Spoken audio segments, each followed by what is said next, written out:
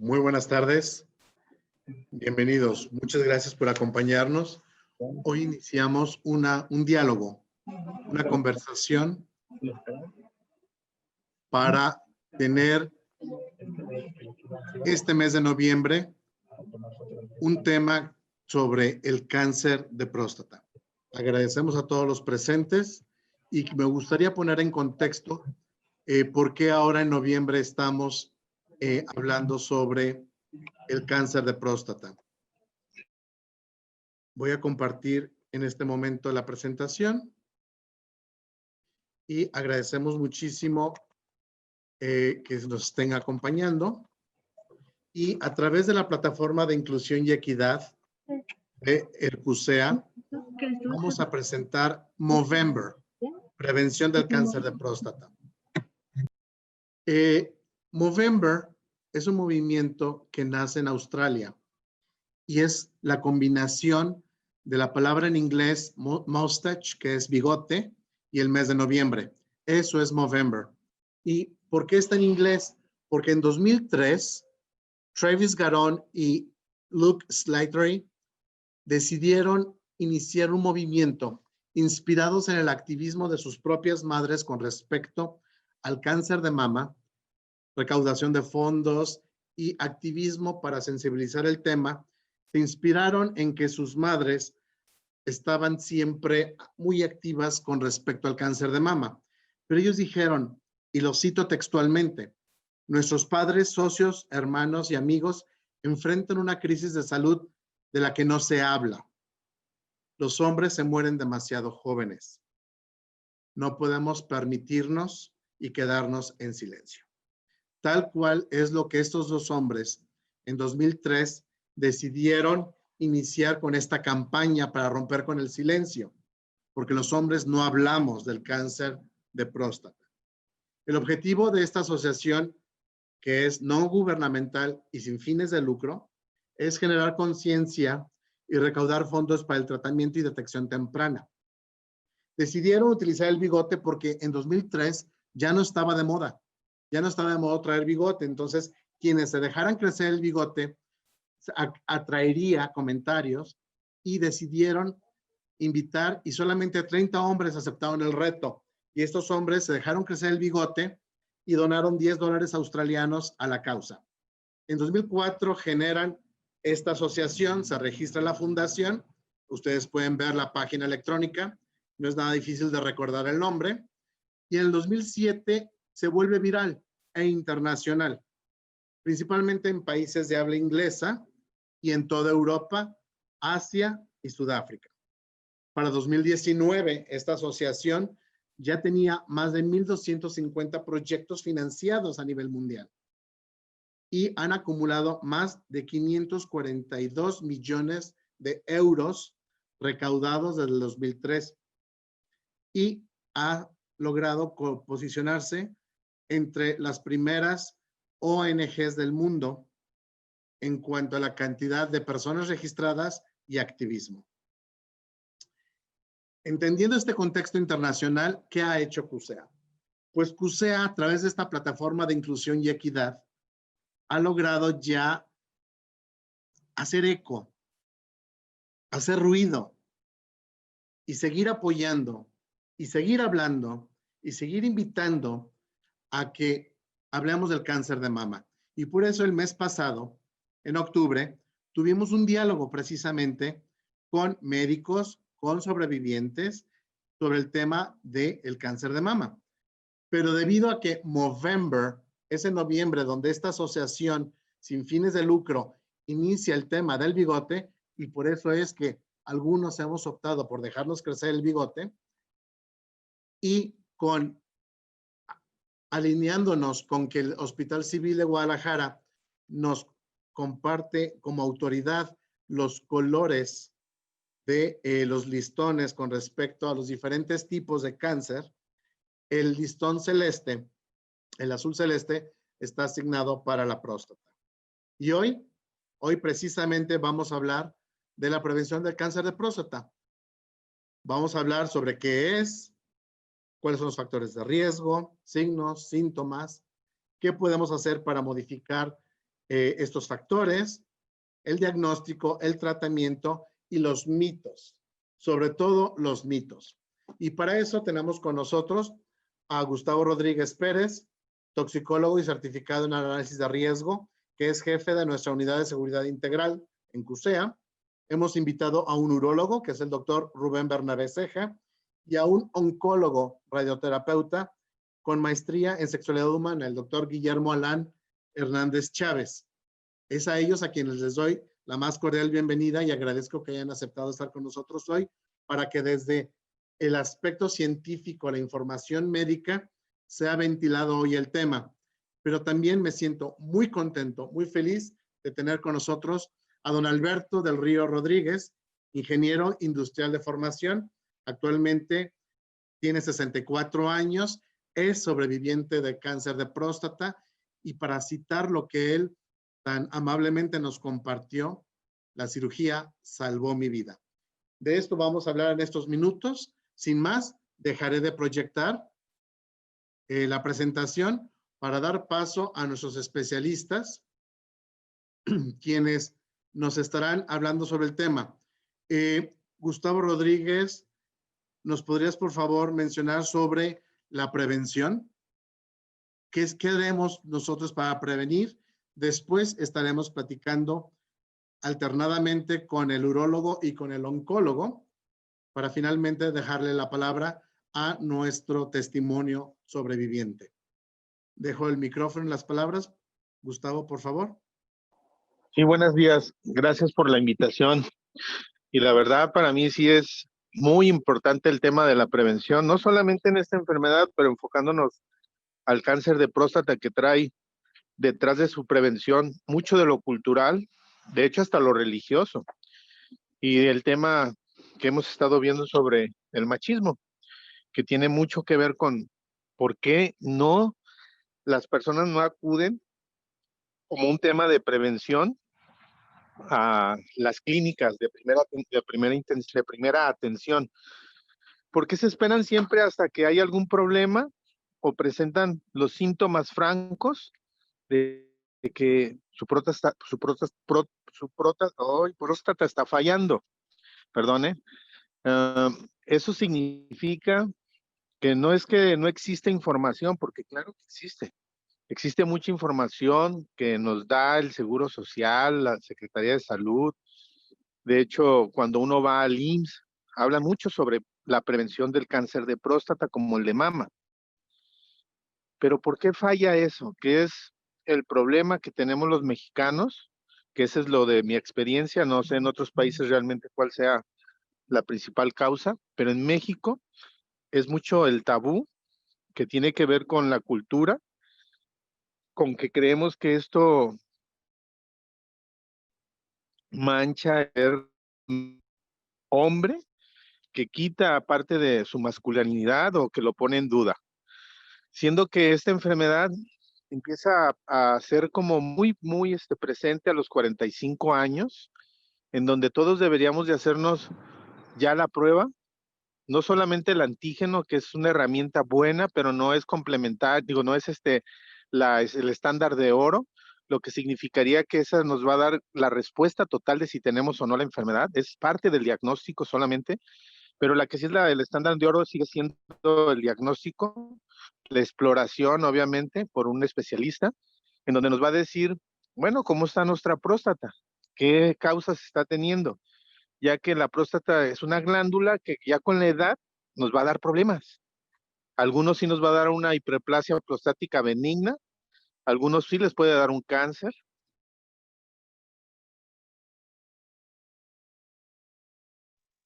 Nivel, ¿no? No a todos. Pero aún aquí lo que hay que recalcar mucho el problema de por qué las personas o los hombres no acuden. ¿Qué es lo que los hace tan resistentes al sentarse ante el consultorio con un médico y decirle, ¿sabe qué?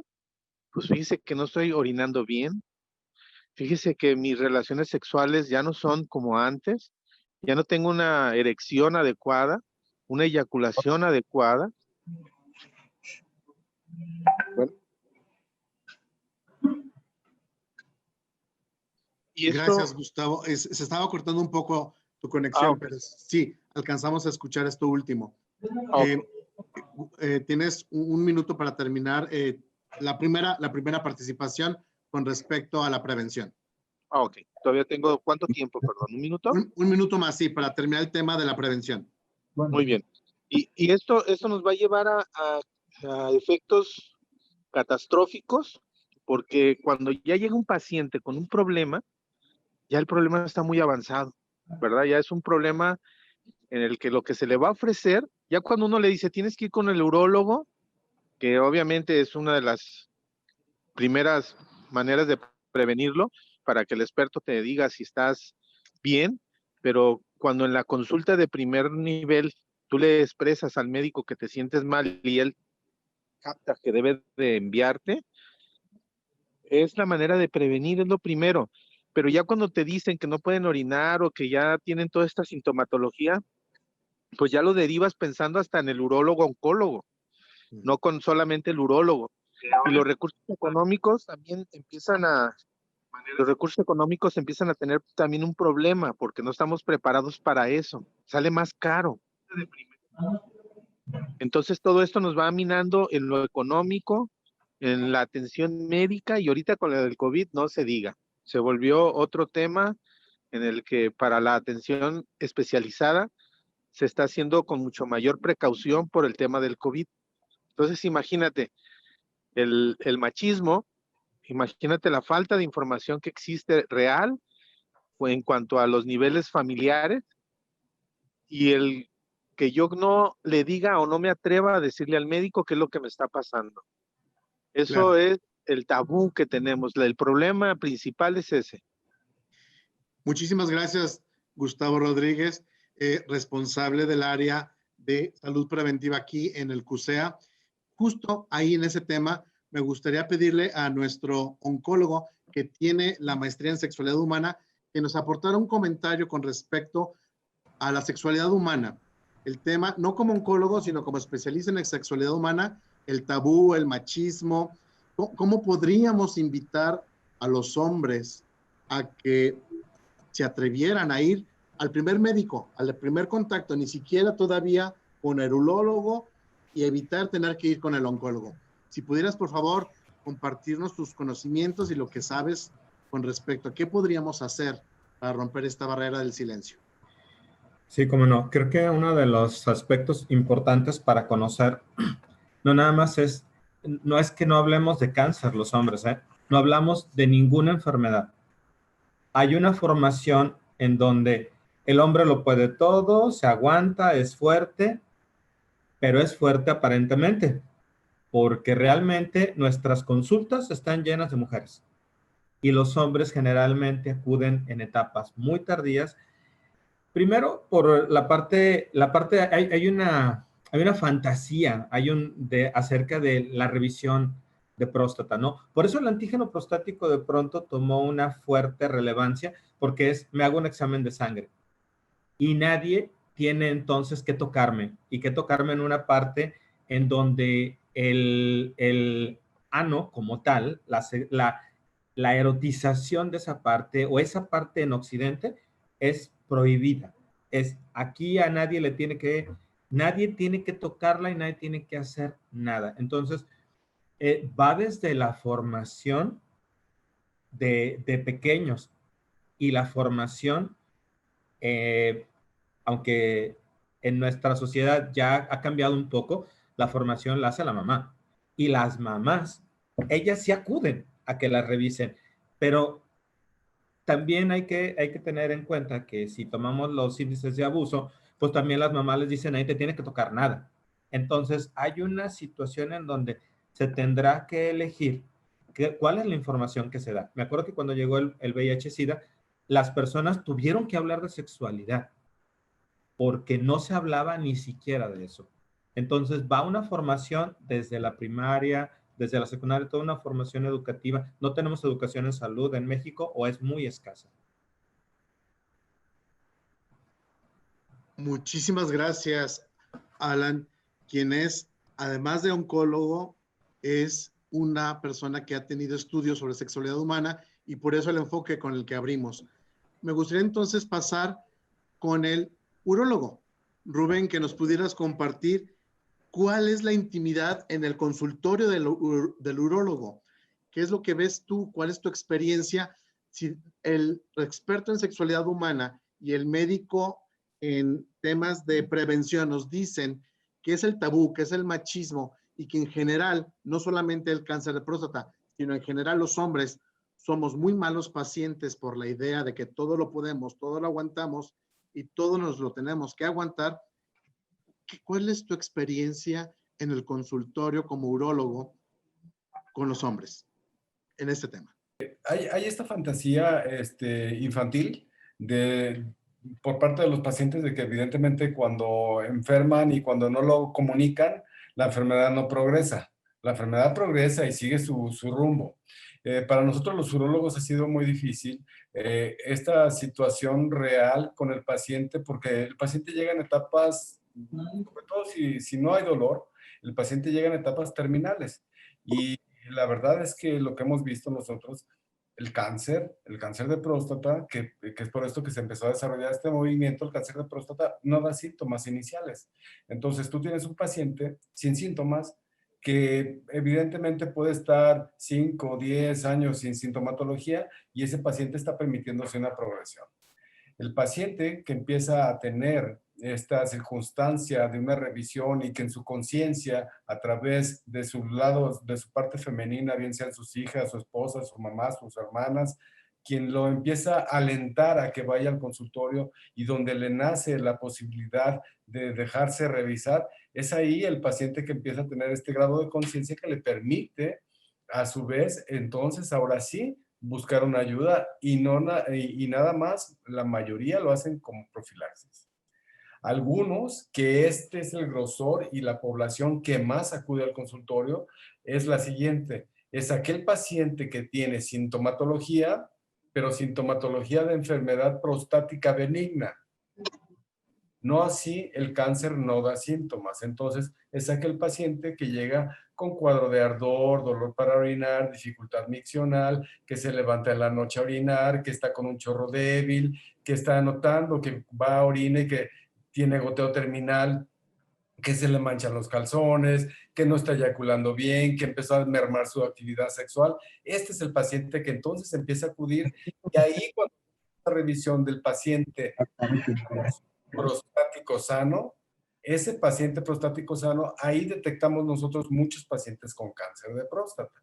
Entonces, lo que comentábamos al principio, lo que comentaba Gustavo, es evidentemente no es solo el tacto ayuda mucho por la situación, perdón, no solo el antígeno, el tacto ayuda mucho por la situación de diferenciar los tejidos que están ahí. Entonces, como hemos estado poniéndole tabú a una zona del cuerpo, la verdad es que uno haciendo un tacto rectal no tardas más de 30 segundos, es súper rápido. Es muy importante para nosotros entender que cuando viene un paciente con sintomatología prostática benigna, que es esta parte que uno ve en la consulta donde el paciente, a pesar de que viene a una revisión y esta revisión básicamente es la expectativa de estar bien, el paciente llega muy nervioso, llega con una angustia tremenda y aquí los urólogos nos hemos vuelto expertos en hacer que el paciente te tenga confianza en 10, 20, 30 segundos rápido,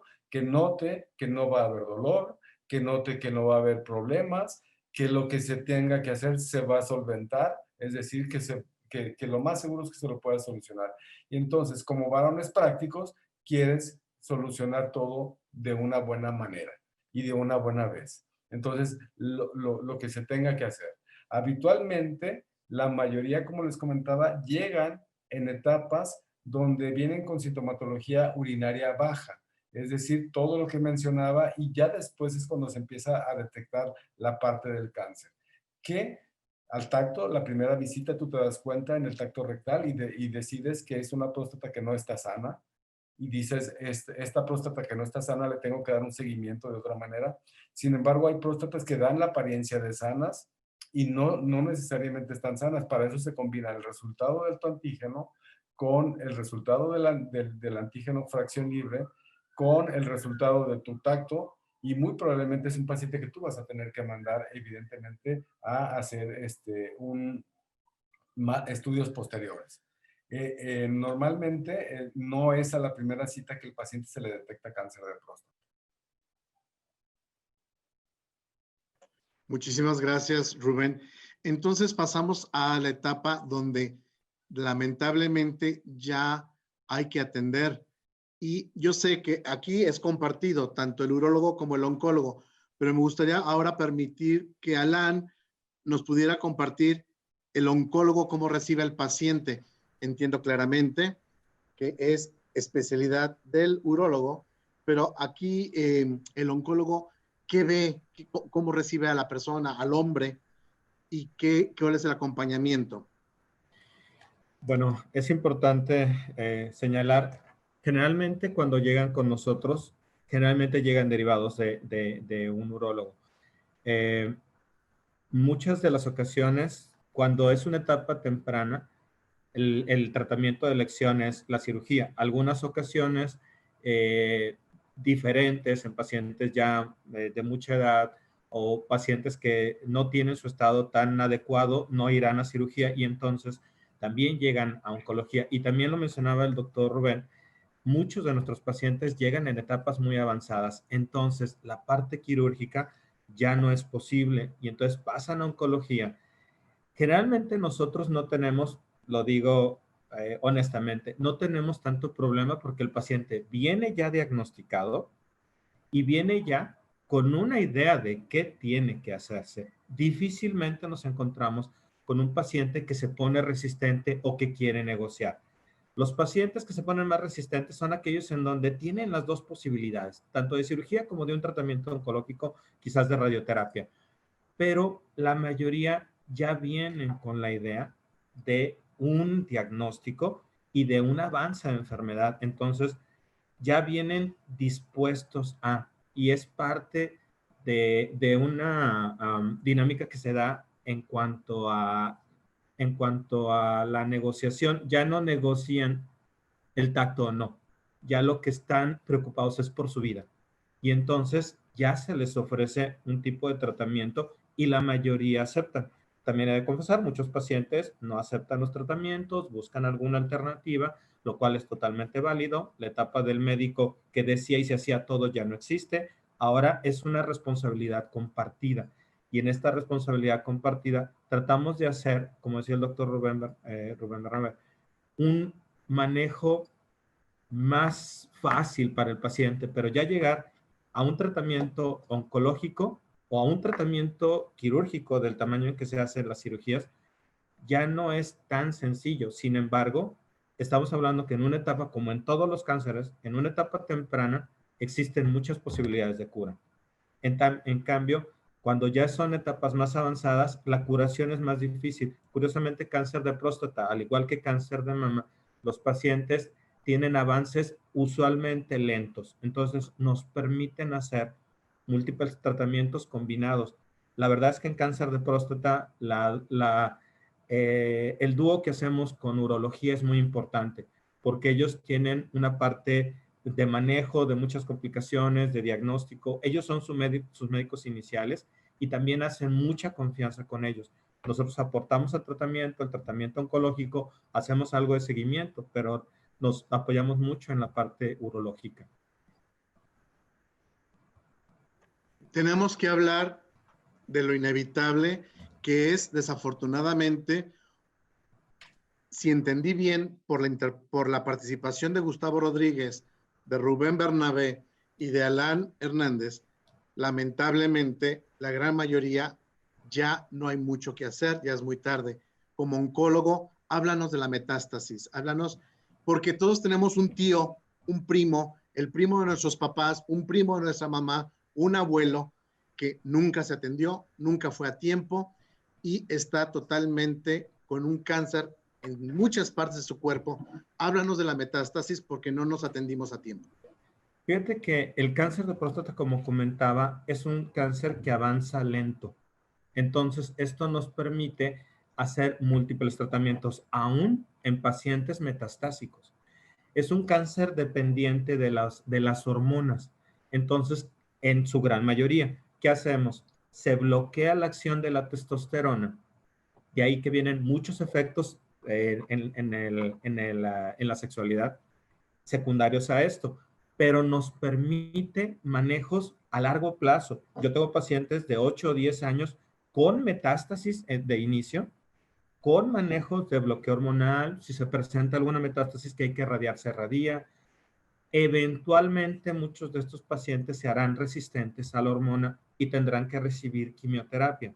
Y aún en el manejo oncológico de quimioterapia, que la mayoría son terapias nuevas, ya van entrando terapias nuevas, nos permiten cierta respuesta. Por eso todos conocemos, porque duran mucho tiempo. A diferencia del tío que tiene cáncer de estómago, por ejemplo, él no va a durar mucho, 1 año, 2, cuando mucho. Los pacientes de cáncer de próstata duran mucho. No significa que hay que esperarse, no. Significa que lo pude haber hecho el tratamiento desde el inicio y nunca estar al pendiente de estar tomando medicamentos que van a alterar mi vida en lo general y en lo sexual más, porque el hombre se fija mucho en eso. Aquí entonces invito a los tres, antes de pasar al testimonio de vida, invito a nuestros 3 médicos especialistas, tanto en la prevención, el urólogo y al oncólogo, a que nos digan cuál sería el escenario ideal para México. Si ustedes se dieron cuenta en la muy breve presentación que hice, México no está incluido en el movimiento de Movember. No tenemos desarrollada la cultura del activismo para la recaudación de fondos.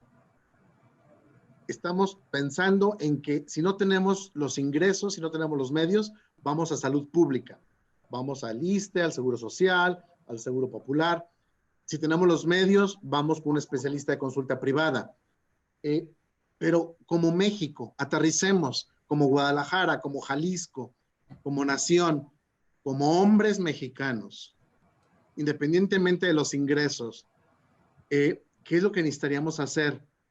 Medicina preventiva, urología, oncología. ¿Qué sería el escenario ideal para México? Abro el micrófono para los 3. Gracias. Bueno, empiezo. Yo creo que aquí debería de existir, lógicamente, que nosotros los oncólogos somos los ya en etapa avanzada.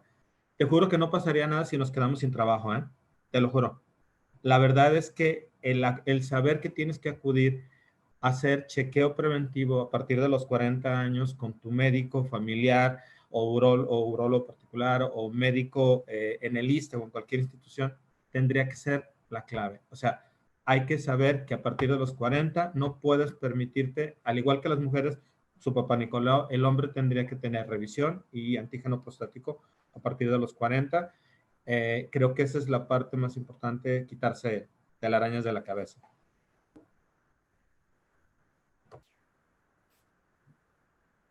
Continúo. Yo les digo a los pacientes que evidentemente es mucho más fácil pagar una consulta de 400, 300, 200, 500, 700, 800 pesos, lo que la pagues, o ir a hacer fila a una institución, a después no tener una calidad de vida. Evidentemente, nosotros como médicos tenemos que sembrar la semilla de la prevención. La prevención es el arma más importante en todo, y es lo siguiente: está relacionado a nuestra cultura. Y como cultura, como no hemos brincado la parte donde la corporalidad es absolutamente algo natural, como no hemos brincado esa parte, pensamos que cualquier situación relacionada con esto tendrá que ver con religión, con sexualidad, con cualquier otra cosa menos con tu salud física. Prevención en todo, y prevención. Aquí nosotros antes el corte lo teníamos a los 45 años, pero la verdad es que bajo las circunstancias que vive el país y la cultura como la tenemos, empezamos a decir todos 40 años, 40 años, porque la gente tarda muchísimo en llegar al hospital, tarda muchísimo en llegar a una revisión, haces una cita y la aplazas y la aplazas y la aplazas, y si vas pensando que tú estás teniendo algo circunstancial relacionado con el cáncer, te aseguro que aplazan la cita. Entonces, mucho importa para nosotros sembrar esta semilla de tiene solución, tiene una manera de vivir bien, tiene una manera de estar vivo, cómodo y en sana paz, como dicen.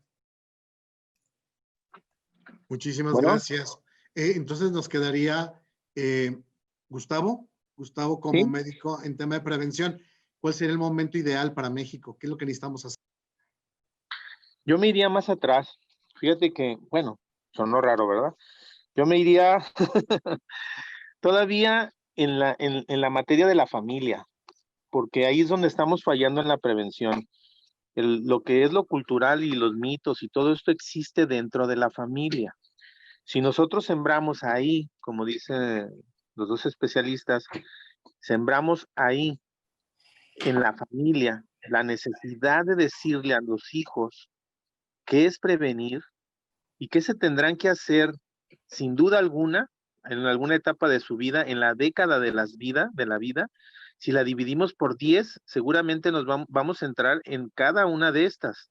Entonces, irles diciendo desde ahí y que la Secretaría de Educación Pública tuviera también dentro de su educación la prevención como materia, como antes existía la de ética, bueno, pues meterle a la salud, porque cuando ya llegan a la edad adulta o llegamos a la edad adulta arrastramos muchas cosas, arrastramos tantas cosas que no nos permiten abrirnos.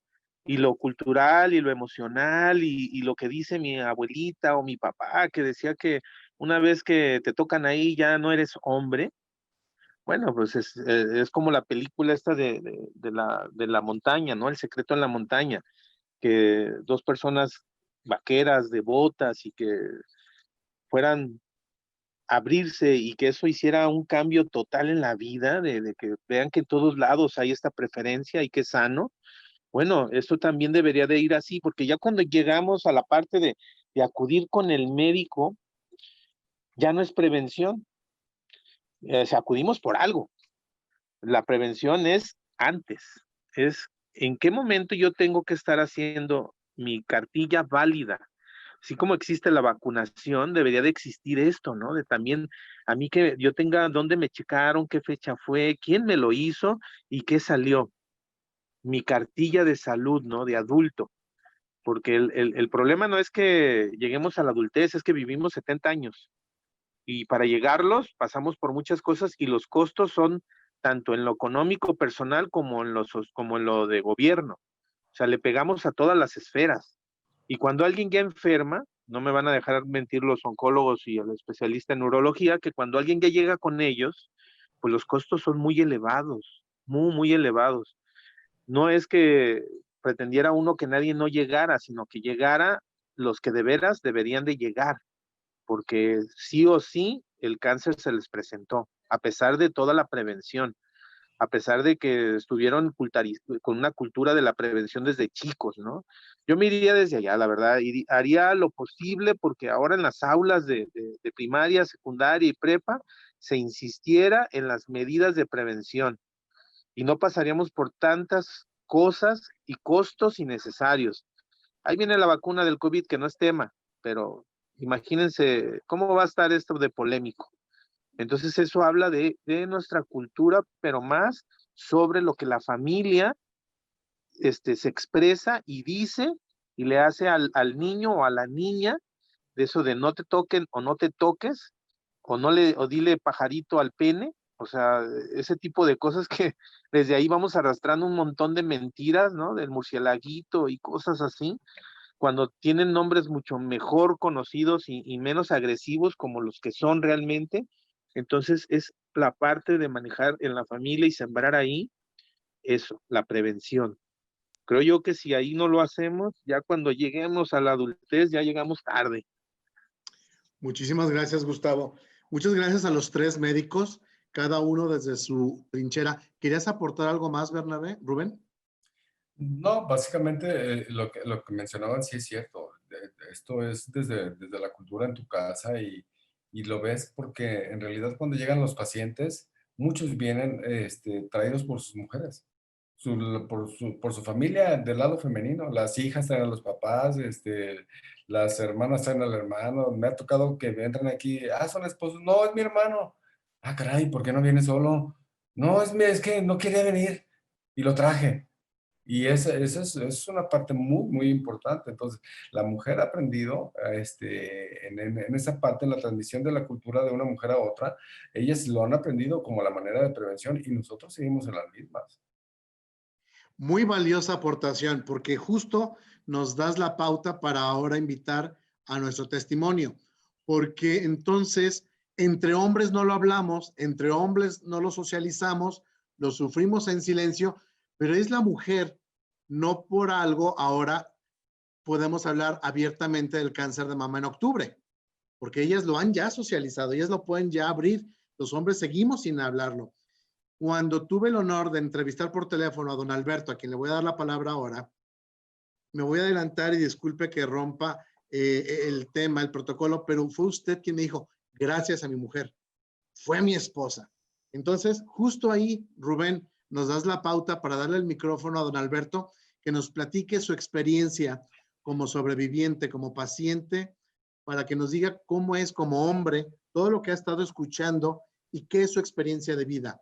Por favor, compártanos su experiencia de vida sobre la teoría, el tabú, las ideas y cómo fue que llegó al consultorio del médico. Gracias. Bueno, muchas gracias. No sé si me escucho perfectamente bien. Bueno, ahora va a hablar el que la muerte le estuvo soplando aquí en el cuello, ¿verdad? Yo lo pondría como, ¿qué es lo que se debe hacer? Yo estuve escuchando, pues yo me venían muchas ideas a la cabeza de que pues yo lo pondría como un eslogan publicitario. Revísate, te vas a ir a revisar con un especialista, no vas a ir con el mecánico. Entonces, yo lo pondría como un eslogan publicitario. Pues todo comenzó con las pruebas de antígenos prostáticos, que afortunadamente, pues gracias a mi esposa, como le comentaba, que siempre estaba recordándome ella que me hiciera la prueba. Y eso desafortunadamente, la gran mayoría de los hombres no lo tienen, no lo tienen. Saben que se tienen que realizar esa prueba y no lo hacen, porque dicen que se sienten en perfectas condiciones. Yo habría hecho lo mismo, soy sincero, yo habría hecho lo mismo, pero aquí es donde se tiene que poner atención. Aunque se sientan bien, tienen que hacerse el estudio. Esa es una recomendación. Le está hablando a alguien que la muerte le estuvo respirando aquí en el cuello, ¿verdad? En mi caso, desde los 60 años, empezó a elevarse el límite si la referencia del prostático, en este caso, el análisis que se hace, si la referencia es menos de 4, pues conmigo empieza 4.5. A eso no le da importancia. A los 6 meses me hago otra. 6. Todavía pensando que ese estudio iba a bajar. No. Llegan los otros 6 meses. La prueba ya estaba en 17. O sea que nunca bajó y nunca esperen que baje. No va a bajar. Fue cuando, bueno, ya inmediatamente, pues ya mi esposa, llegamos con el doctor Rubén, que afortunadamente, bueno, es el especialista, donde nosotros llegamos, y él inmediatamente me mandó a hacer los estudios, pues, entre ellos la biopsia. No fue, pues, que diga, muy agradable el asunto. Digo, ya después de la biopsia, pues, al darme los resultados me indicaba que tenía células cancerígenas. Y algo muy importante, que hasta cierto punto nos dio gusto, que no mostraba evidencia de metástasis. eso fue pues ahora sí, dentro de los males, pues fue lo mejor. ¿Qué me indicaba eso? Pues que todavía estaba muy, muy a tiempo de salvar mi vida. Fue cuando ya sí me sentí triste con esa noticia. Sí, no lo dudo, digo, no lo niego. Me sentí triste, pero no fue miedo a la muerte. Eso no, nunca lo sentí. Esto, sino más ver a mi familia, que ellos sufrieran, ¿sí? Nunca le tuve miedo a la muerte. Y nunca sentí, al ir con el médico, con el doctor, la vergüenza, tampoco la sentí, porque yo estaba seguro que iba con un especialista. Y eso es lo que yo les quiero decir a todos. No sientan el pudor, no sientan vergüenza. Están yendo con alguien que él sabe lo que es. ¿Sí? No es fácil, pero no lo vean de esa forma.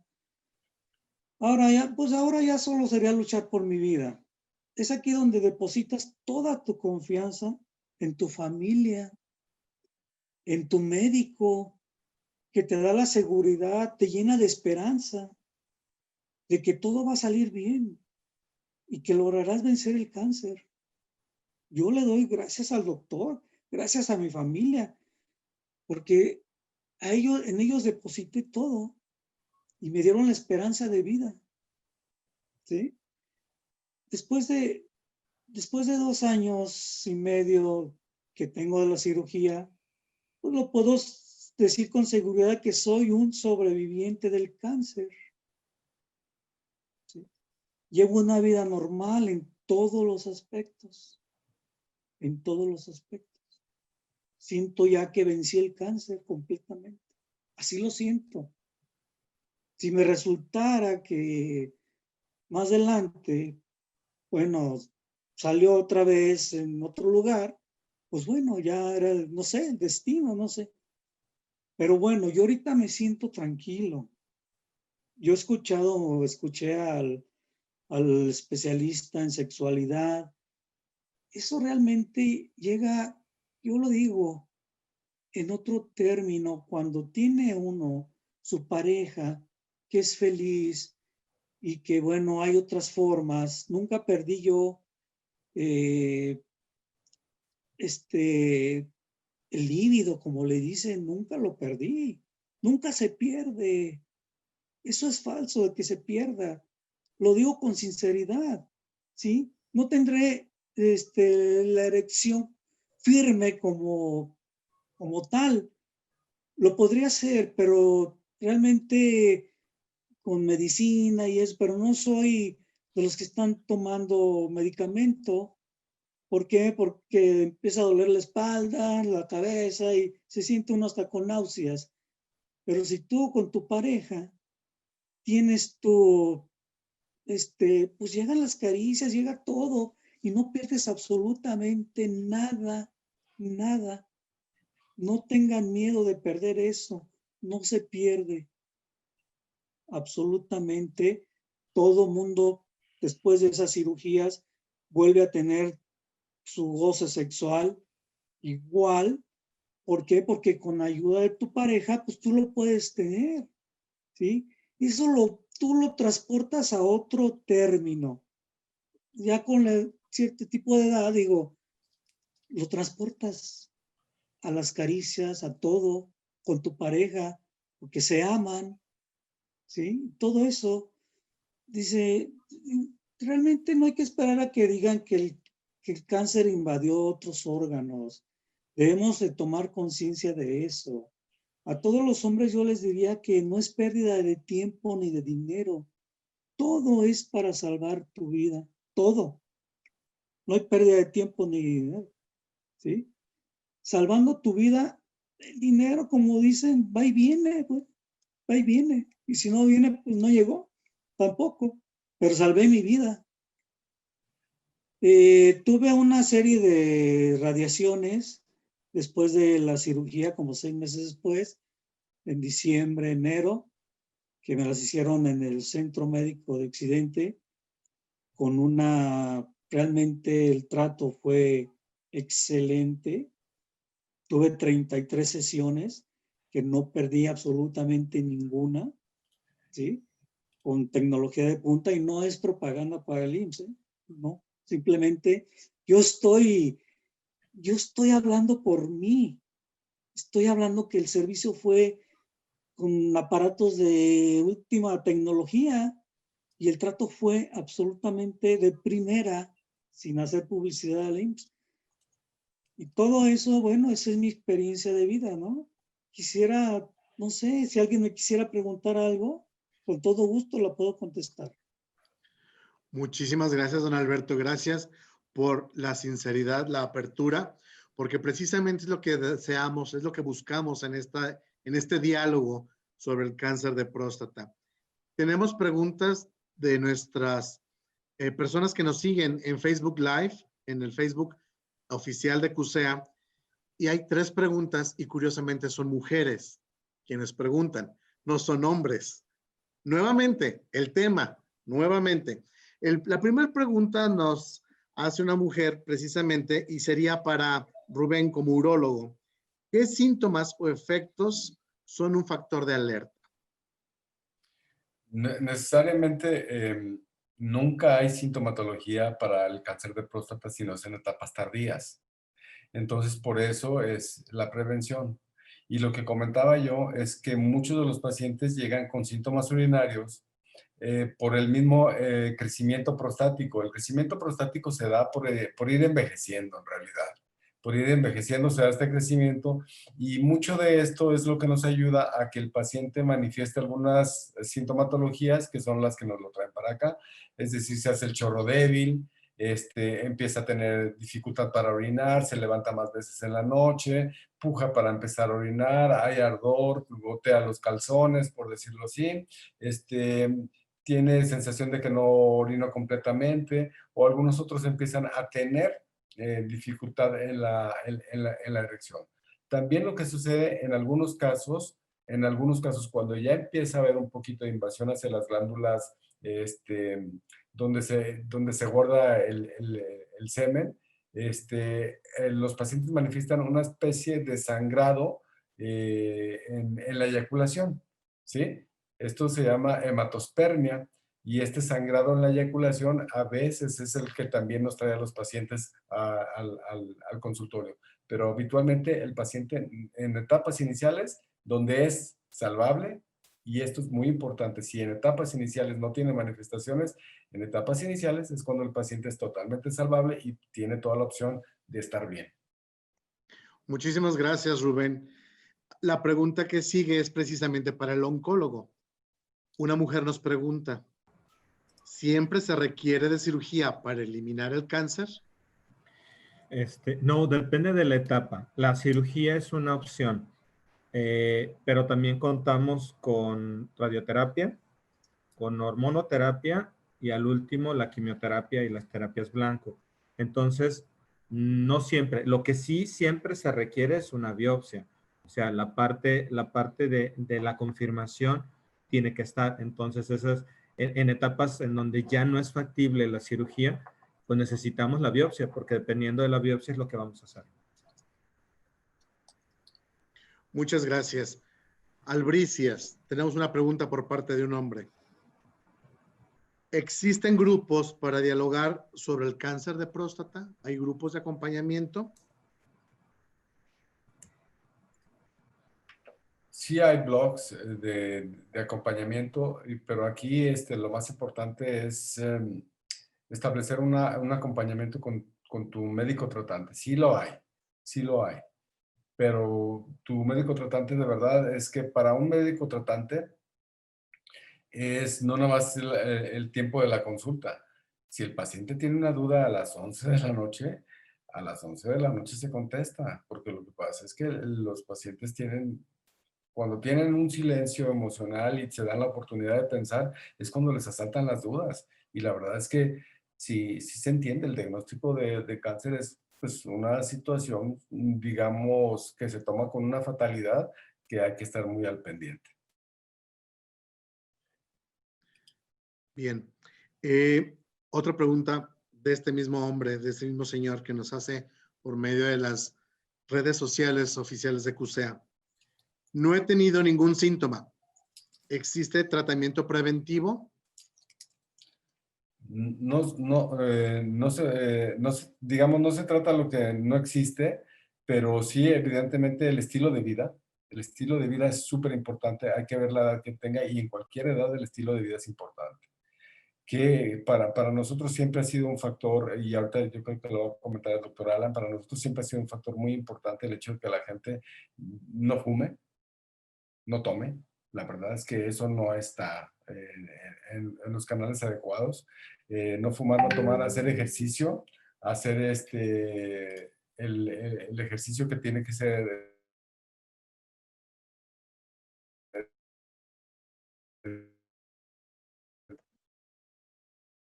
No sé si soy yo, pero te congelaste, Rubén.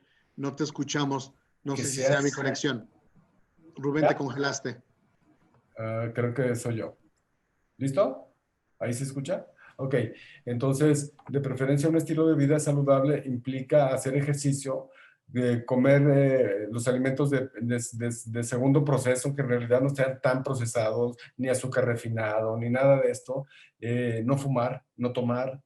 Eso implica un estilo de vida saludable. Dormir bien implica también un estilo de vida saludable. Eso es lo importante. Ahora, si ya tiene 40 años, tenga o no tenga sintomatología, ve a revisarte, por favor. Genial. ¿Algún último comentario como especialista en sexualidad humana, como oncólogo? Sí, yo creo que como en el cáncer de mama, a ver, el cáncer de próstata no es prevenible, no es un cáncer de pulmón que si no fumas no lo vas a tener. Es detectable a tiempo. El detalle es, se tiene que detectar de forma temprana para que sea curable. Entonces, sí se necesita acudir con sintomatología o sin sintomatología. Hay algunos tratamientos, sobre todo en etapas avanzadas de la enfermedad, en donde, aunque se puedan hacer cirugías muy buenas o tratamientos muy buenos, va a existir una disminución en la libido porque hacemos un bloqueo hormonal. Pero algo que comentaban Alberto es muy cierto, o sea, también depende mucho de la pareja porque la libido no se pierde al 100%. Mucho también está en la manera en cómo yo estoy recibiendo esto. Sin embargo, el bloqueo hormonal tiene un efecto biológico, está ahí. De hecho, pues si no lo pierde, tendríamos que ver qué pasa, porque pues si estamos bloqueando la testosterona, tiene que haber un efecto de acuerdo a esto. Creo que tenemos que ir más allá de nuestros prejuicios y empezar a pensar en nuestra salud de una manera temprana. No es que seamos débiles, no es que nos van a tocar, no es que no va a pasar nada, necesitamos pensar en estar bien. Acá hay una última pregunta y creo que sería la última que tomaríamos hoy para empezar a despedirnos y cerrar. Pero es importante, yo sé que ya el urólogo Rubén Bernabé nos lo comentó, pero preguntan específicamente, ¿cuál es el entorno favorable para el cáncer de próstata? ¿Lo puede contestar el oncólogo o el urólogo? Evidentemente, el entorno favorable es donde la glándula prostática no está teniendo una función adecuada. Como comentamos, es muy importante todo el estilo de vida, comer bien a tus horas, dormir bien, hacer ejercicio, tomar agua, no fumar, no tomar alcohol, no alimentos muy procesados, nada de eso. Hay que verificar en la familia los antecedentes que tenemos en la familia. Y otra de las cosas muy importantes, y esto nos conviene como hombres, 100 eyaculaciones al año evitan las posibilidades de cáncer de próstata. Esto nos conviene. Nunca había escuchado eso. Eso es valiosísimo. Está 100 eyaculaciones al año. Ok. Sí, y es que evidentemente la glándula prostática, ¿qué? Pues es una glándula, tiene que sacar las secreciones, para eso está. Entonces, tiene que sacar esas secreciones. Rápidamente la calculadora es poco más de 8 al mes. Más o menos. Nada más para que la audiencia le vaya haciendo sus cálculos. Y está totalmente descrito. Y es que es valioso y este comentario por lo siguiente, porque está escrito y verdaderamente la glándula como funcionalidad tiene que sacar las secreciones a las que está preparada para hacer, tal cual. Bien, muchísimas gracias. Gustavo Rodríguez, ¿algún comentario final para empezar a despedirnos? Pues dejarnos de tarea el acabar con estos, trabajar como familia y como institución de cada quien, para que estas enfermedades sean lo menos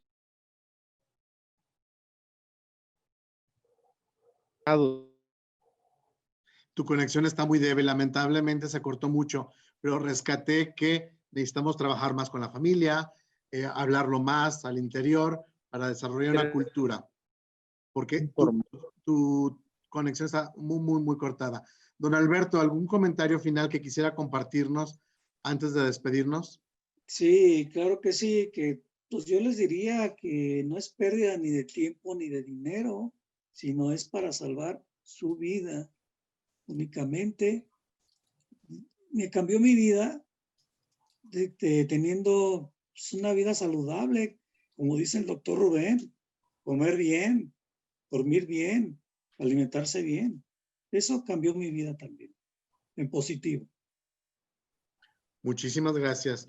Bien, señores, es un honor haber estado con ustedes hoy y tratar de fomentar la conversación, el diálogo sobre el cáncer de próstata, del cual, por lo que ustedes comentan y por lo que yo sospechaba, los mexicanos, los hombres en México, no hablamos seguido. No hemos roto esa barrera que por fortuna las mujeres sí han roto con respecto al cáncer de mama, lo cual es muy favorable. Y gracias a ellas posiblemente muchos hombres como don Alberto se han salvado, son sobrevivientes y lo han detectado y atendido a tiempo. Muchísimas gracias a los 3 médicos, a nuestro paciente que amablemente decidió romper el silencio y nos compartió la intimidad de su tratamiento y de su vida, porque, insisto, es una percepción que ustedes han confirmado. Los mexicanos no hablamos del cáncer de próstata. Muchas gracias, señores. Muy buenas tardes. Y gracias a todos los que nos estuvieron siguiendo en las redes sociales oficiales de CUSEA. Manténganse sanos para podernos ver muy pronto nuevamente. Gracias. Gracias a todos.